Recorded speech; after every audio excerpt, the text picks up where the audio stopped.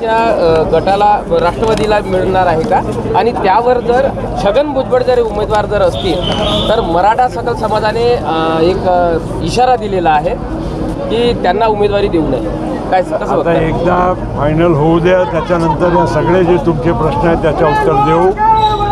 ही खरी गोष्ट आहे की आमचे भुजबळ साहेब पक्षाचे एकदम महाराष्ट्राचेच ज्येष्ठ नेते आहेत आणि त्यांनी खूप वर्ष ओबीसी समाजासाठी पण संघर्ष केला आहे. पण त्याचबरोबर ते सर्व समाजांच्या बरोबर काम करणारे व्यक्ती आहे. ही फक्त आत्ताची जी भूमिका ती त्यांनी मांडली हे काही कोणाच्या विरोधात नव्हती. फक्त त्यांनी ओबीसी समाजाचं कुठलंही नुकसान होऊ नये आणि तीच भूमिका सगळ्या पक्षांची होती. आज विधानसभेमध्ये जे आम्ही मराठा समाजाला आरक्षण देण्याचं जे पारित केलं आहे त्यामध्ये सर्वांची भूमिका जी होती त्याच्या सुसंगत भुजबळ साहेबांची भूमिका नेहमीच राहिलेली आहे.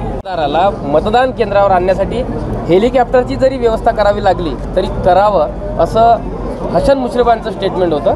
त्यावर सुप्रिया सुळे बोलतात की बडे लोक बडी बात आणि जयंतराव पाटलांचं खोचक आहे.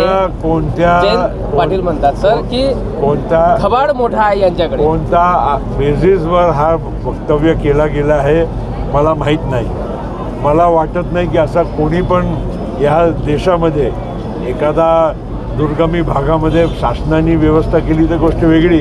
बाकी कुठलाही मतदार हेलिकॉप्टरनी मतदान करण्यासाठी जाणार किंवा त्याच्यासाठी कुठला उमेदवार किंवा पक्ष व्यवस्था करणार असं अजिबात होणार नाही आहे. हे काल्पनिक गोष्ट आहे. कोणत्या संदर्भात ते बोलले त्याच्या मी ऐकल्याशिवाय मी तुम्हाला काही सांगू शकत नाही. सभेमध्ये फडणवीसांच्या समोर एक युती धर्म सर्वांनीच पाडावा असं आवाहन केलं आहे. किंबहुना अजित पवारांना एक इशारा दिला आहे.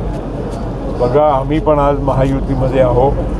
हे आमची पण जबाबदारी आहे. आता इथे आम्ही आलो भारतीय जनता पार्टीचे उमेदवार आहे त्यांना आम्हाला साथ द्यायचा आहे, मदत करायची आहे, महायुतीचा आमचा धर्म पाळायचा आहे. त्याच निमित्तानं आम्ही सगळ्यांना संदेश देऊन राहिलो. उद्या हर्षवर्धन पाटलांनी काही त्यांची सूचना केली. स्थानिक स्तरावर काही मतभेद असतात पण ते आता एकमेकांचे दूर करावा लागेल. स्वाभाविक आहे जे एकमेकांच्या विरोधात एवढे वर्ष संघर्ष करत आले त्यांचे काही प्रश्न असू शकतात. त्याचा खुलासा पाहिजे, त्याचं समाधान पाहिजे. त्याच्यासाठी काल देवेंद्रजी खुद गेले होते आणि मला वाटते की 1-2 दिवसामध्ये सगळे प्रश्न मिटतील. एबीपी माझा, उघडा डोळे बघा नीट.